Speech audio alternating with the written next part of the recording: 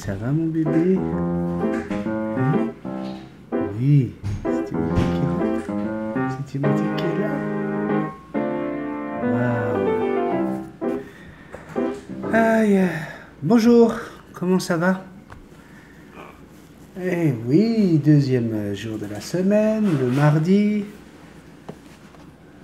Et puis alors, pas trop déçu pour la tarte au thon? Hein? Ah, écoutez, j'aime ça parce que vous avez pris ça tous avec beaucoup d'humour et puis c'était le but du jeu. Si je vous racontais l'histoire, qu'est-ce qui s'est passé? Vous n'allez pas me croire, parce qu'au départ, c'était prévu qu'on vous fasse vraiment la tarte au thon, hein, toute la recette et tout ça, la démonstration. On filme tout. Comme je filme avec 2 cams, il se trouve qu'arrivé au moment où je dois faire le montage, la tarte au thon est encore dans le four. Je me rends compte que bref, je retrouve plus le fichier de la vidéo où je filme Sandrine en train de faire toute sa tarte au thon. Et donc c'est Timothy qui a eu cette idée-là. Il a dit écoute, ça peut être pas mal. Hein, de toute façon, maman, elle n'a jamais voulu donner son secret de la tarte au thon à n'importe qui, à personne. Donc ce serait peut-être bien de piéger tout le monde en disant que voilà, ils l'auront pas. Et voilà, c'est une idée de Timothy, puis du coup on l'a mise en vidéo, puis on a trouvé ça sympa. Surtout que juste avant de la mettre sur YouTube, on se rend compte qu'on a encore le document dans un des 2 appareils. Et on a réfléchi, on dit allez, qu'est-ce qu'on fait? On leur montre pas, et puis on a trouvé que c'était beaucoup plus rigolo. Donc pour la tarte au thon, nous avons les images complètes de la recette. Donc le secret pourrait être dévoilé n'importe quand, ça va dépendre de vous. Ouais, il va falloir être gentil. Eh ouais, qu'est-ce que je vous dis? Mais en tout cas, ça nous a donné l'idée de vous proposer régulièrement des recettes de Sandrine, pour de vrai cette fois-ci. Et ça sera une playlist en plus sur notre chaîne, les petites recettes de Sandrine. Là, on parle de Timothy, il vient juste d'arriver de l'université. Ah, je pense qu'ils m'ont vu. Oui, ils t'ont vu.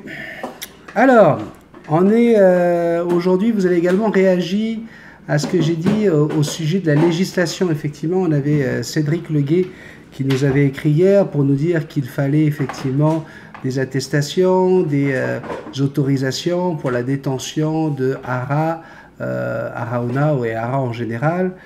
Mais par contre, rien pour le gris du Gabon. Nous, on savait qu'il en fallait et je vous ai fait réagir et tout le monde a réagi du coup, y compris Laurent Delicato. Alors, si vous voulez en savoir plus, premièrement, il y a plusieurs législations selon où vous vous trouvez en Europe. Effectivement, malgré la Convention de Washington qui... D'ailleurs, l'oncle Dan en a parlé. Il me semble que la Convention de Washington a une envergure internationale. Et pourtant, je n'ai pas l'impression que tous les pays la comprennent de la même façon, puisque je suis allé vérifier grâce à Natacha, grâce à d'autres personnes qui m'ont envoyé les législations selon le pays où ils se trouvaient. Et on se rend compte qu'en Suisse, par exemple, pour pouvoir détenir des oiseaux, que ce soit des haras ou des cacatoès ou encore même des échassiers, eh bien, vous devez avoir un permis de détention. Et pour avoir ce permis de détention, vous devez avoir une preuve de capacité aviaire, donc la preuve que vous connaissiez les oiseaux. Et vous devez vous soumettre à plusieurs réglementations. On parle de la taille de la cage, le volume de la cage, les mesures. Alors, je vais vous dire franchement, je suis allé lire ces conventions. C'est clair que ça a été fait par des gens d'administration, parce qu'il y a des non-sens incroyables sur la taille des cages, par exemple, sachant qu'ils parlent à chaque fois de couple, parce que d'après, on parle toujours de la législation en Suisse. Attention, pour tous ceux qui ne sont pas en Suisse, là, ce que je dis, ça ne vous concerne pas obligatoirement. Vous allez vérifier. En Suisse, vous n'avez pas le droit d'avoir un seul perroquet. Vous êtes obligé d'avoir le couple, sinon vous êtes hors la loi. En Suisse, vous n'avez pas le droit non plus de tailler les ailes de votre oiseau. Sinon, vous êtes hors la loi. Enfin, bref, il y a plein de choses comme ça qui sont dans la loi. Et parmi les choses, il y a des non-sens. Donc, moi, ce que j'avais envie de faire aujourd'hui, plutôt que de vous dire faites ci, faites ça, c'est comme ci, c'est comme ça, vous êtes de Nouvelle-Zélande, vous êtes de Nouvelle-Calédonie, vous êtes de Tahiti, vous êtes de France, de Belgique, du Portugal, de la Suisse, de la Corse, bref, du monde entier où il y a des francophones, hein, le Maroc, l'Algérie, j'en passe et des meilleurs. Aux États-Unis aussi, très nombreuses communautés françaises dans différents États des États-Unis. Donc, plutôt que de se donner une règle, à savoir si oui ou non on doit déclarer son oiseau, ben, le mieux c'est d'aller voir sa préfecture, sa municipalité, sa mairie, l'hôtel de ville, vous l'appelez comme vous voulez, ou si jamais on ne vous donne pas de réponse, eh bien allez voir un vétérinaire spécialisé dans les animaux exotiques. Hein, j'ai pas dit érotique, Manon, hein, j'ai bien dit exotiques, les animaux exotiques, ou encore une fois les animaux, les perroquets directement. Donc, si vous voulez être certain que dans votre région, vous respectez bien la loi, ce sera la meilleure façon de faire parce que ce soit en Europe, aux États-Unis, au Canada, eh bien, j'ai l'impression que on ne parle pas des mêmes animaux. Ah, c'est marrant quand même, parce qu'à la fin, c'est quand même toujours un même perroquet. Mais c'est comment les gens de l'administration de chaque pays interprètent, hein, avec ce qu'ils savent, mais surtout avec ce qu'ils ne savent pas, parce que quand vous lisez ça, vous vous rendez bien compte que c'est quelqu'un qui est derrière un bureau puis qui est allé chercher des informations sur Internet et qui les a retranscrits bêtement sans aucune réflexion, sans aucune intelligence. C'est quand on te dit que pour un oiseau, il faut une cage de 3 mètres de haut, en sachant qu'en Europe, il y a peu de maisons, hein, qui ont des plafonds qui font 3 mètres de haut. Hein. Donc tu fais comment pour mettre la cage chez toi si elle doit faire 3 mètres de haut? Bref, plein de choses complètement aberrantes. Donc voilà, pour être certain que chez vous, vous êtes correct, allez voir ça. Et puis je rappelle encore une fois, toute cette histoire, toutes ces idées qu'on met dans la tête des gens qu'il faut qu'un perroquet soit à deux en captivité, ce n'est pas vrai. Dans la nature, ils sont à deux comme tous les animaux de la planète. Hein.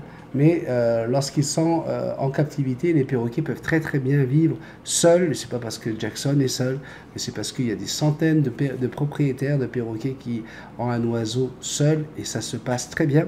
On va revenir encore avec le même exemple que je prends régulièrement. Le Hara Arauna de Winston Churchill était seul en tant que Hara Arauna. Il ne vivait pas en couple avec son maître. Il a vécu 117 ans. Donc si ça, c'est pas une preuve qu'on peut être un perroquet et vivre seul lorsqu'on est avec un humain, je ne sais pas quoi vous dire comme démonstration. Quoi faire comme démonstration? Jackson, remonte sur l'épaule à papa, s'il te plaît, merci. Allez, on va y aller. Bonjour tout le monde, ça c'est Tété Mandarin qui nous écrit. Bonjour tout le monde, je voudrais savoir où trouves-tu de l'argile pour les perroquets, car moi j'ai été à mon animalerie et j'ai demandé et ils n'en vendent pas. Je voudrais savoir où on en trouve. Merci, gros bisous, les bisounours. Alors écoute, ici tu en trouves dans les animaleries, mais sinon le mieux c'est d'aller sur Internet. Souvent c'est présenté dans des pots. J'aurais dû te prendre le pot d'ailleurs de Jackson, là. Un pot normal, un pot en plastique blanc. Et ici ils le vendent avec du calcium, donc ça s'appelle calci argile ou un truc comme ça. Et quelle que soit la marque, il faut prendre de l'argile. Vous pouvez aussi prendre de l'argile en bloc. Hein, ce sont des blocs d'argile que vous pouvez trouver facilement sur Internet. Si vous ne trouvez pas ça chez votre vétérinaire, vous ne le trouverez pas à d'autres endroits. Donc allez sur Internet, vous tapez argile pour perroquet, et puis voilà, vous achetez un bloc d'argile pour que l'oiseau puisse aller le gruger. Par exemple, pour les Arachloroptères comme Jackson, c'est directement, ils sont sur les montagnes et puis ils grugent la roche, hein, pour récupérer l'argile. On rappelle le rôle de l'argile pour l'oiseau, ça permet d'éliminer la toxicité des graines, de quoi que ce soit qu'ils ont mangé, qui ne soit pas mûr ou quoi que ce soit. Eh bien, avec l'argile, ça enlève la toxicité. Didier, Ruitanks, on a beaucoup parlé de Didier hier, parce qu'il n'avait pas dit bonjour, parce qu'il n'avait pas dit merci, ni s'il te plaît, ni au revoir. Et voilà, un gars intelligent, parce qu'il ne s'est pas vexé, au contraire, il a dit « Bonjour monsieur, désolé pour l'oubli, je repose ma question. J'ai acheté un perroquet Amazon à double tête jaune. » On dit à double franc jaune. Il va dire, mais il m'aime pas le monsieur, il est toujours en train de me reprendre. Moi je suis gentil, j'arrive, je m'excuse et tout, puis lui il me reprend.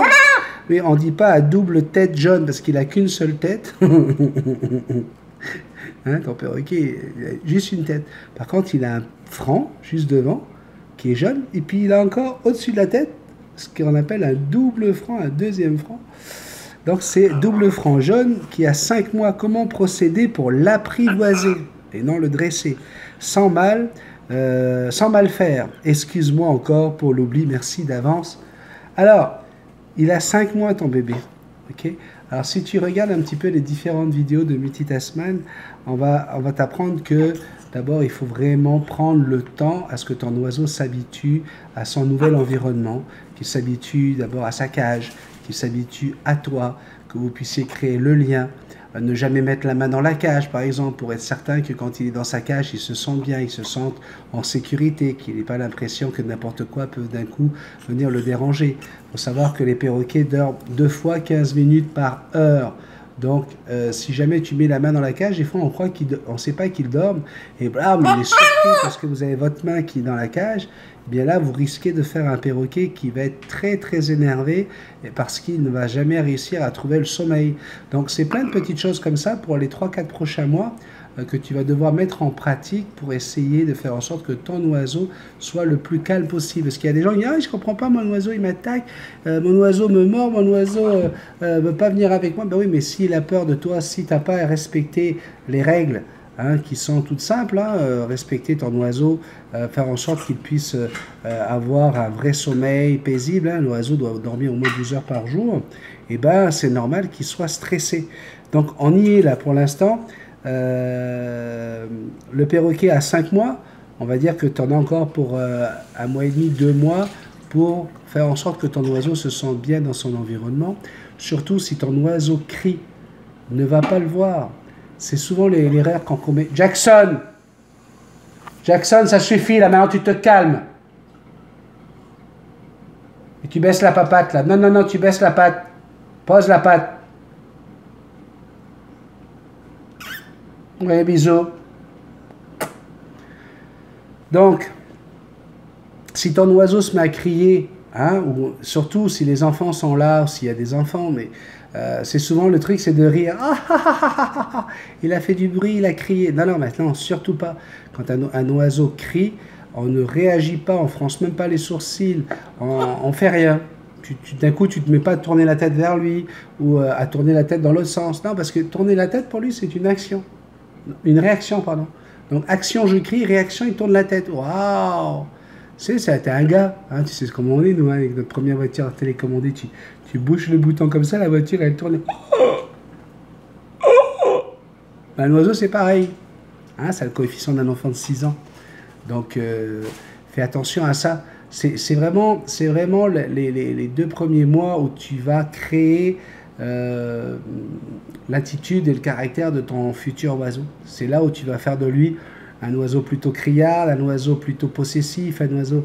Il y a plein de choses que tu vas pouvoir régler si tu écoutes ce que je viens de te dire. Et fais très très attention.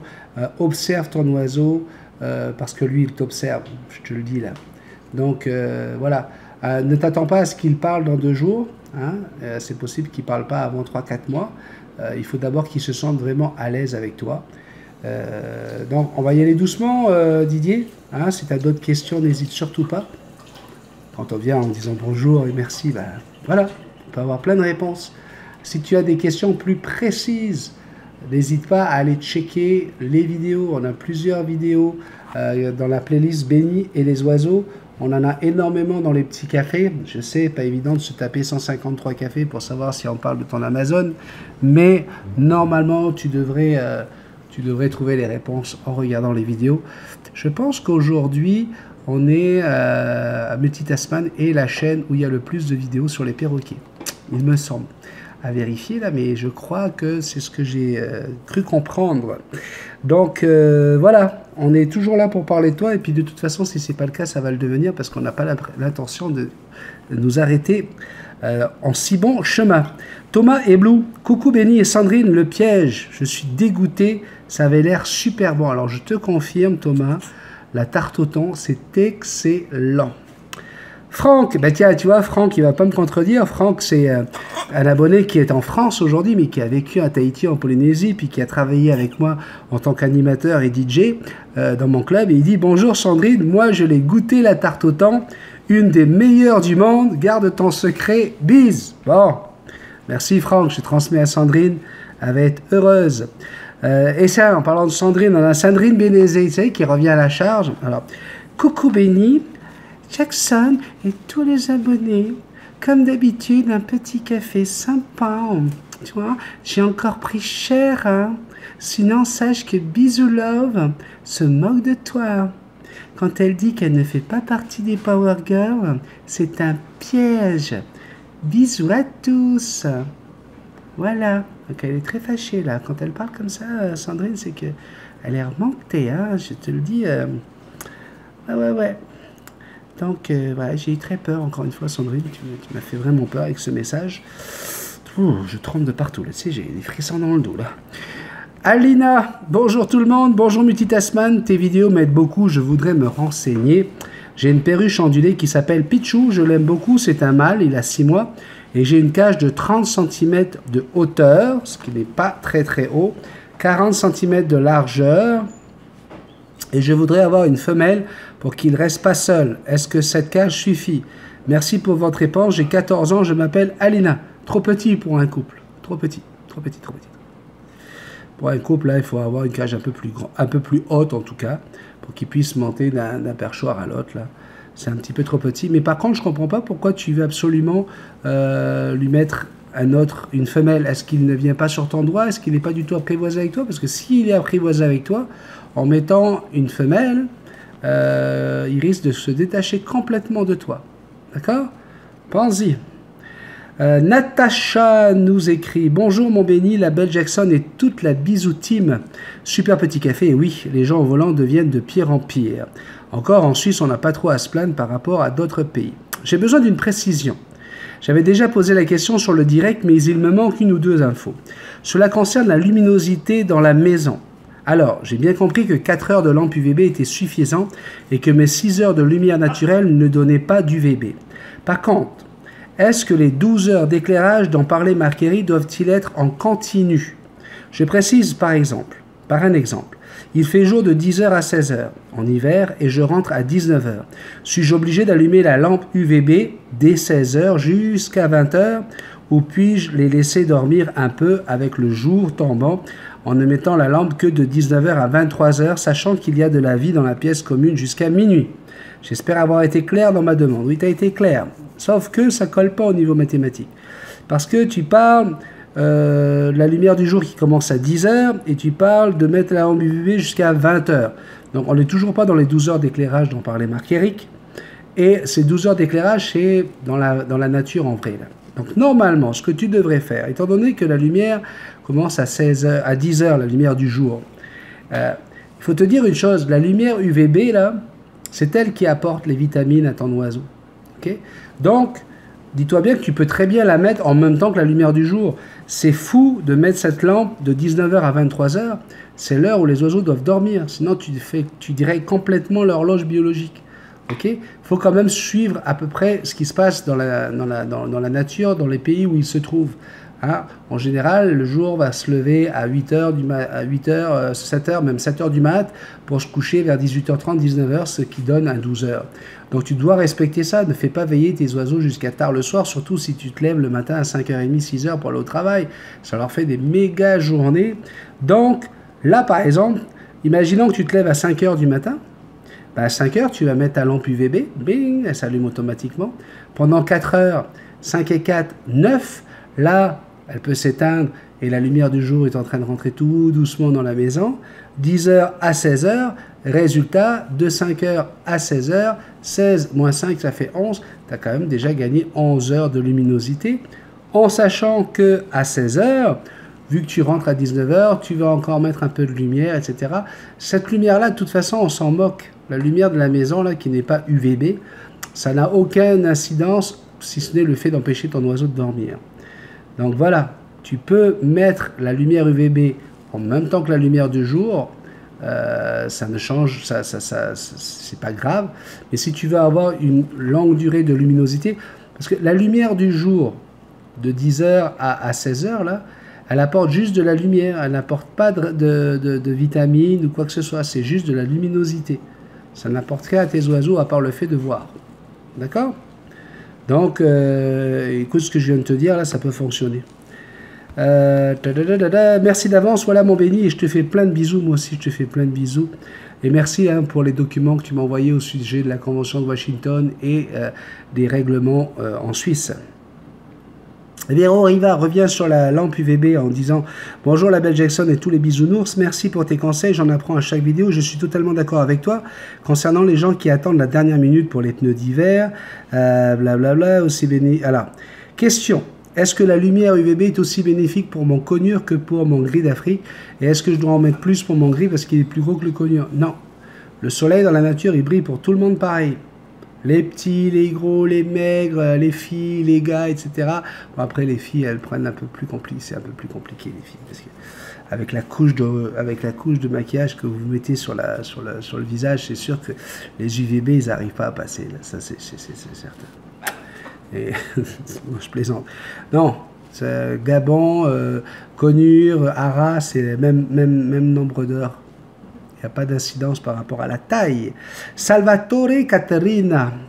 Aujourd'hui, elle nous a dit « Bonsoir, c'est trop bien » en parlant du café 100.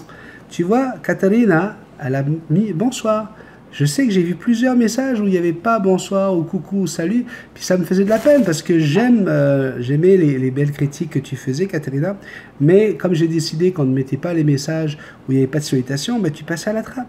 Serge Bonhomme, qui en fait s'appelle Mick, qui vit au Québec, me dit « Je me demande quand tu seras disponible pour ma perruche. » Alors, dis-toi une chose, c'est que j'ai rien pour ta perruche. Je ne suis pas du tout amoureux d'elle et je ne pense pas qu'elle soit amoureuse de moi, donc je ne serai jamais disponible pour ta perruche. Mais Mick, en fait, c'est parce que je ne comprends pas ta question. Je te demande quand tu seras disponible pour ma perruche. Pourquoi faire? Pour lui parler? Pour lui chanter des petites berceuses? Pour faire guili-guili sous les ailes? J'ai pas compris, là. Donc, explique-toi un peu plus, sois un peu plus précis dans ta demande. Parce que là, tu vois, regarde, je suis disponible. Là. Je suis là, et puis ta perruche est peut-être devant l'écran. José, donc c'est Letty qui nous écrit « Coucou tout le monde, j'ai raté le direct, mais je l'ai rattrapé.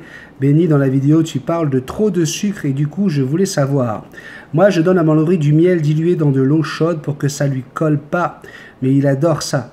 Mais c'est sucré et je lui en donne tous les jours. Est-ce bien ou est-ce que je devrais lui en donner de temps en temps?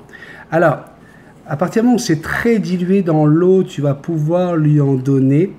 Mais faire attention, parce qu'un lori, il ne faut pas qu'il soit nourri essentiellement au nectar et au sucre.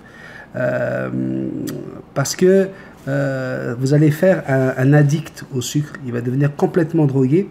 Vous voyez, un lori nourri essentiellement au nectar et dont les gamelles sont vides durant quelques heures, dès qu'il va y en avoir de la bouillie, il va se jeter dessus, il va se goinfrer pour avoir le gésier complètement gonflé. D'accord? Alors, si vous voyez la couleur des plumes, si vous voyez que les teintes sont palottes, si vous voyez du orange à la place du rouge, ça veut dire que votre lori a un problème de nutrition. Il faut faire très, très attention. On a eu des expériences sur plusieurs années où on a remarqué qu'un lori qui mangeait moins de sucre était un lori en pleine santé, qui arrivait grâce à un métabolisme plus régulé, à être beaucoup moins agressif, crier beaucoup moins, parce que justement, il n'est pas déséquilibré au niveau du sucre, comme n'importe quel diabétique. D'accord? Vous allez abîmer son pancréas et vous risquez également d'abîmer son foie.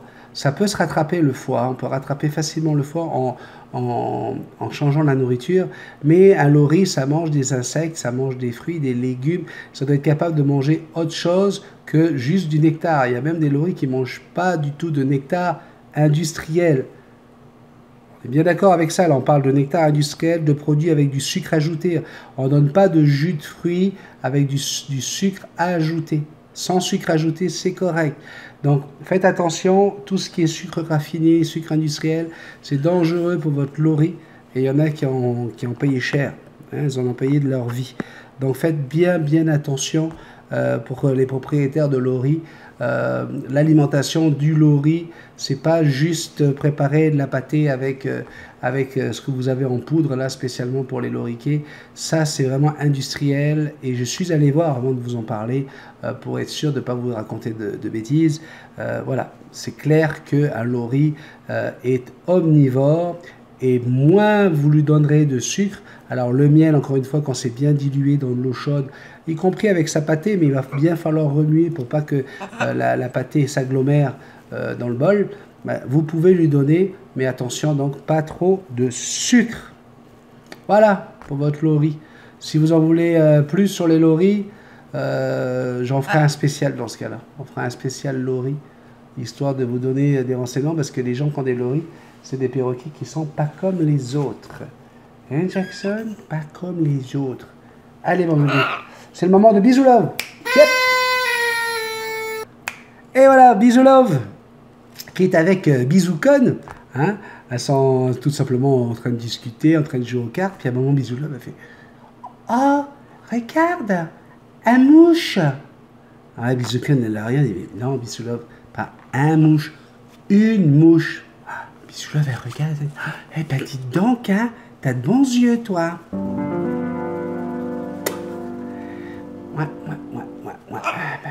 Bisoukon, elle a des bons yeux, hein, parce que c'est bisous love, si tu veux. T'as le mouche et la mouche. Oui, c'est pas du tout la même chose. Le mouche, c'est beaucoup plus fort. Ouais. Le mouche, il se pose pas sur la merde. Non, ça, c'est les femelles, ça. Juste les femelles, oui. Le mouche, il regarde d'en haut, comme ça, là. Allez, je vous fais de gros bisous. Un petit café aujourd'hui, servi avec plein d'amour, comme d'habitude. Si vous avez envie de le partager, ça nous fera un grand plaisir. N'oubliez pas, si vous voulez m'écrire, multitaskman777@gmail.com. Les petits pouces en l'air, s'il vous plaît, je veux des petits pouces en l'air. C'est très très important pour faire en sorte que les gens aient envie de partager cette vidéo et la regarder avec vous. Et puis bien sûr, hein, si tu n'es pas encore abonné, on te souhaite la bienvenue. À cliquer juste en bas, le petit bonhomme avec le chapeau et les lunettes noires. C'est bon, Jackson? C'est bon? Ça y est? Bye bye?